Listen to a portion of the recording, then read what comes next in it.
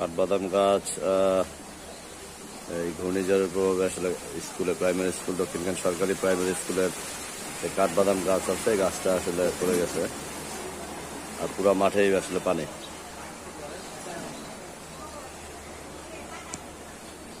অবস্থা।